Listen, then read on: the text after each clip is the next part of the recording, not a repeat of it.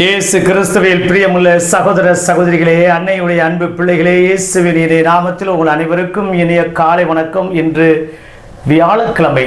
நீங்கள் எல்லாரும் நல்லா இருக்கணும், ஆசீர்வாதமாக இருக்க இந்த நாளை ஆண்டவருடைய பாதத்தில் உங்களோடு இணைந்து நான் ஒப்புக் கொடுக்கின்றேன். பிரியமான சகோதர சகோதரிகளே, திருச்சபையோடு இணைந்து நாமும் புனித மத்தேயுடைய திருவிழாவை இன்று விவேகானந்தர் சிறு குழந்தையாக இருக்கின்ற போது, அதாவது நரேந்திரன் என்ற பெயரை தாங்கிய அந்த சிறுவன் தன்னுடைய தாயிடம் சென்று கூறினாராம், அம்மா, ஒரு சன்னியாசியாக போகிறேன் என்று கூறினார். அதை கேட்ட அவருடைய நரேந்திரனுடைய தாய் சமையல் அறையிலிருந்து ஒரு கத்தியை எடுத்து வர சொன்னாராம். எடுத்து வந்து கொடுத்தார். இப்போது நீ சன்னியாசி ஆகுவதற்கு நீ தகுதி இல்லாதவன் என்று கூறிவிட்டார். நாட்கள் கடந்தோடின. மீண்டும் நரேந்திரனுக்கு அந்த ஒரு உந்து சக்தி சன்னியாசம் ஆக வேண்டும் என்று தாயிடம் சென்று கூறுகிறார், அம்மா, நான் சன்னியாசம் செல்ல வேண்டும் என்று. தாய் இரண்டாவது முறையாக சமையல் அறையிலிருந்து ஒரு கத்தியை எடுத்துட்டு வா என்று கூறுகிறார். எடுத்து வந்து கொடுக்கின்றார். நீ இன்னும் பயிற்சி பெறவில்லை, அதற்கு தகுதியற்றவன் என்று தாய் கூறிவிட்டார். மாதங்கள் நாட்கள் கடந்தோடின. மீண்டுமாய் ஒரு முறை அவருக்கு ஒரு உந்து சக்தி. தாயிடம் சென்று நரேந்திரர் கேட்கின்றார், அம்மா, நான் சன்னியாசம் போக தயாராக இருக்கின்றேன் என்று. மகனிடம் மூன்றாவது முறையாக சமையல் அறையில் இருக்கக்கூடிய கத்தியை எடுத்துட்டு வா என்று கூறுகிறார். எடுத்து வந்து கொடுத்தாராம். கொடுத்த மாத்திரத்தில், நீ இப்போது தகுதி உள்ளவனாக மாறிவிட்டாய், ஒரு துறவியாக நீ மாறலாம் என்று கூறிவிட்டார். நரேந்திரன் என்ற விவேகானந்தருக்கு ஒன்றும் புரியவில்லை. 3 முறை இதோடு எடுத்து வந்திருக்கிறேன் கத்தியை, ஆனால் இப்போது 3வது முறை என்ன நடந்தது, ஏனமா என்று கேட்டதற்கு அவர் கூறுகிறாராம், 2 முறை நீர் அந்த கட்டையை பிடித்து கொண்டு கூர்மையான பகுதியை என்னிடம் கொடுத்தாய், ஆனால் 3வது முறைதான் கூர்மையான பகுதியை நீ பிடித்து கொண்டு கத்தியினுடைய அந்த கட்டையை என கொடுத்தாய். ஒரு துறவி என்பவர் எப்படிப்பட்ட ஆபத்து விபத்து வந்தாலும் தான் அதை ஏற்றுக்கொள்ள வேண்டும், துன்பம் துயரத்தை ஏற்றுக்கொள்ள வேண்டும், மற்றவர்கள் நலத்தோடு வாழ வேண்டும் என்பதை நான் அறிந்து கொண்டேன், தெரிந்து கொண்டேன். இப்போது நீ பயிற்சி பெற்றுவிட்டாய். முதலில் என்ன நடந்தாலும் மற்றவர்களுக்கு எது நடந்தாலும் என்ற அந்த கூர்மையான பகுதியை நீர் என்னிடம் கொடுத்தாய். ஆனால் இப்போதுதான் நீ அறிவு தெளிந்த பிள்ளையாக இருக்கிறாய், சென்று வா மகனே என்று விவேகானந்தருடைய தாய் துறவரம் ஏற்க அனுப்பி வைத்தாராம். பிரியமான சகோதர சகோதரிகளே, இந்த அருமையான நாளிலே இந்த திருவிழா நமக்கு அழைப்பு விடுப்பதெல்லாம், சுங்கச்சாவடியில் இருக்கக்கூடிய மத்தேயுவை இயேசு ஆண்டவர் கண்டார். 2வது மத்தேயுவை அழைக்கின்றார். 3வது அப்படிப்பட்ட மத்தேயுடைய இல்லத்தில் அவர் விருந்து சாப்பிடுகிறார். சுங்கச்சாவடியில் அமைந்திருக்கக்கூடிய மத்தேயுவை ஆண்டவர் பார்க்கின்றார்.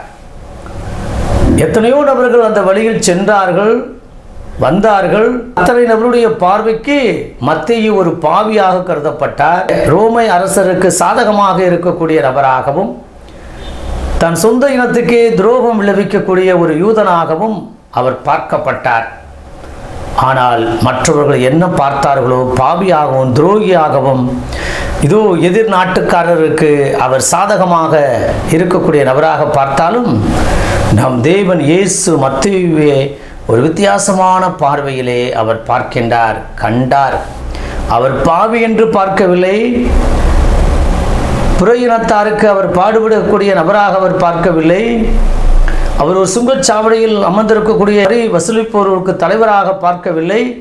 மாறாக மத்தேயுக்குள் மறைந்திருக்கக்கூடிய ஒரு பெரிய அழைப்பையும், மத்தேயுக்குள் இருக்கக்கூடிய அந்த இறை அழைத்தலையும் அந்த ஆசீர்வாதத்தையும் நம் தேவன் இயேசு பார்க்கின்றார். 2வது பகுதியாக அழைக்கின்றார். பார்ப்பது மட்டுமல்ல, அந்த மத்தேயு எத்தனையோ நபர்கள் இருந்தாலும் மத்தேயுவிட்ட ஏதோ ஒரு ஆற்றலும் ஒரு வல்லமையும் இருக்கின்றது என்பதற்காக இயேசு ஆண்டவரே அழைக்கின்றார். அழைப்பை பெற்றவர் அத்தனையும் இழந்தவராக அவர் வருகிறார். அது மட்டுமல்ல, இப்படிப்பட்ட அழைப்பை பெற்றவர்களுக்கு சமூக அந்தஸ்தை கொடுக்க வேண்டும், சமூக நீதி வழங்க வேண்டும். அவர்கள் எப்போதுமே பாவியாக பார்க்கக்கூடாது, கருதக்கூடாது என்பதற்காக அப்படிப்பட்ட இறைவன், கடவுள், மெசியா மத்தேயுடைய இல்லத்திற்கு சென்று விருந்திலே பங்கேற்கின்றார். பிரியமான சகோதர சகோதரிகளே, ஆண்டவருடைய பார்வை வேறு, நம் மக்களுடைய பார்வை வேறு. மக்களுடைய பார்வைக்கு பாவியாகவும் தாழ்த்தப்பட்டவனாகவும் ஒதுக்கப்பட்டவனாகவும் ஓரங்கட்டப்பட்டவனாகவும் அல்லது இயலாமை மதிப்பற்றவனாக தெரியலாம்.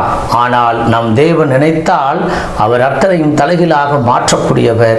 அப்படிப்பட்ட சமுதாயத்தில் பின்தங்கிய ஒதுக்கப்பட்ட ஓரங்கட்டப்பட்ட பாவி என்று கருதப்பட்ட அந்த மத்தேயுவை அவர் அழைக்கின்றார், சம அந்தஸ்து கொடுக்கின்றார். அது மட்டுமல்ல, அப்படிப்பட்ட நம்முடைய இல்லத்திற்கு சென்று அவர் விருந்துண்ணுகிறார். பிரியமான சகோதர சொல்லி, இந்த நாளிலே நாமும் நிறைய நேரங்களிலே இன்னும் ஏற்றத்தாழ்வோடு வாழ்வதில்லையா? உயர்ந்தோர் தாழ்ந்தோர், படித்தோர் படிக்காதவர், ஏழை பணக்காரர், இருக்கின்றவர் இல்லாதவர் என்பதெல்லாம் நாம் பார்ப்பதில்லையா? நம்முடைய மேலுடைய பார்த்து, மற்றவருடைய உடையை பார்த்து நாம் மதிப்பு கொடுப்பதில்லையா? கலரை பார்த்து மதிப்பு கொடுப்பதில்லையா? அல்லது ஒரு சில நிறங்களை பார்த்து நாம் மதிப்பு கொடுப்பதில்லையா?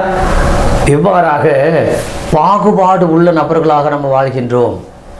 வேற்றுமையில் வாழ்ந்து கொண்டிருக்கின்றோம், வெறுப்பிலே வாழ்ந்து கொண்டிருக்கின்றோம் என்றால் அது மிகையாகாது.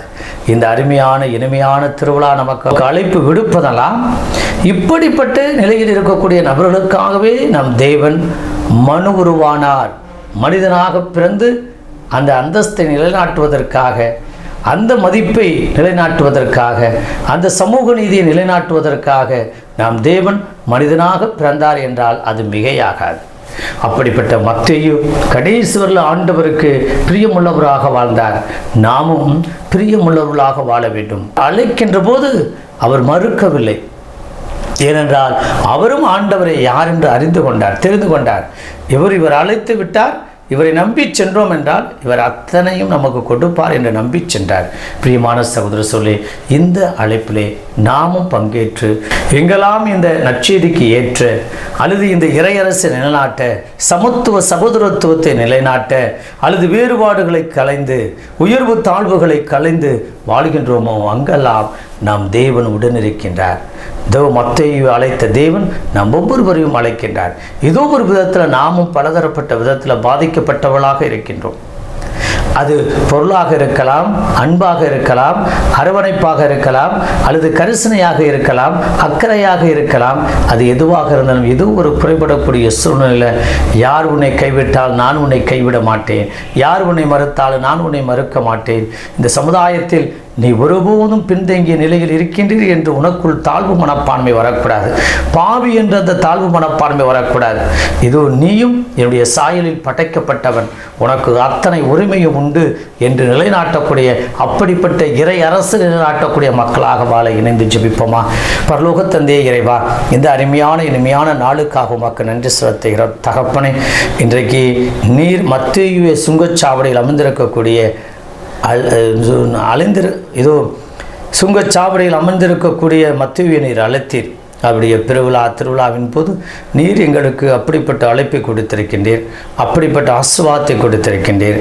உரிமை இழந்த, குரல் கொடுக்க முடியாத, பேச்சுரிமை, எழுத்துரிமை, கருத்துரிமை இழந்த ஒரு சூழ்நிலையிலும் கூட தகப்பனே எங்களோடு இருந்து எங்களை ஆசீர்வதித்து இதோ நான் உங்களோடு இருக்கின்றேன், உங்களுக்கு கரம் கொடுக்கின்றேன், உங்களை வழிநடத்துகிறேன் என்று சொல்லக்கூடிய தேவனே, புனித மத்தேயுவின் வழியாக இதோ நீர் நற்செய்தியை மட்டுமல்ல, எங்களுக்கு எத்தனையோ படிப்பினைகளையும் எத்தனையோ நல்ல மனதையும் நல்ல சிந்தனையை நீர் கொடுத்திருக்க, அதற்காக உமக்கு நன்றி. தொடர்ந்து எங்களையும் குடும்பத்தாரையும் புனித மத்தேயுவின் வழியாக ஆசீர்வதித்து வழி நடத்தும்படி இதோ நற்செய்திக்காக பாடுபடக்கூடிய நல்ல உள்ளம் கொண்டவர்களாக நாங்கள் என்று வாழ கிருபை தரும்படி எங்கள் ஆண்டவராக இயேசு கிறிஸ்துவின் நாமத்தில் ஜெபிக்கிறோம் நல்ல பிதாவே, ஆமென்.